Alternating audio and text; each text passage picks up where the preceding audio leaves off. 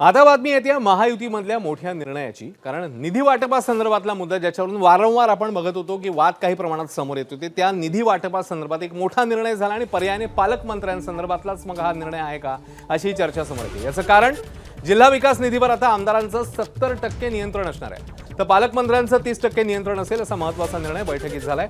विकासाकरता 70% निधी आमदारांना थेट देण्यात येईल, तर 30% निधी पालकमंत्र्यांकडे राखीव असेल।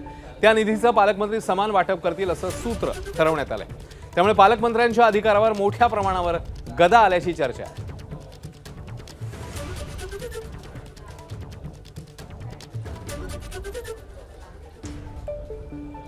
अधिकारात कपात असं नाही आहे। शेवटी पालकमंत्री हे बाहेरनं त्या जिल्ह्यावर नेमले जातात। स्थानिक लोकप्रतिनिधी जे आहेत, मग खासदार, आमदार, जिल्हा परिषद सदस्य, नगरपालिकेचे, महानगरपालिकेचे सदस्य, शेवटी जर त्यांना त्यांच्या इथल्या प्रश्नांची कधी स्थानिक असल्यामुळे जास्त जाण असते, त्यांच्याकडनं अपेक्षा लोकांच्या जास्त असतात किंवा ही कामं पूर्ण व्हावीत आणि त्याप्रमाणे समन्वय समितीमध्ये हा निर्णय झालेला आहे आणि हा पूर्वीप्रमाणेच आहे। असं काही कपात केली असं नाही।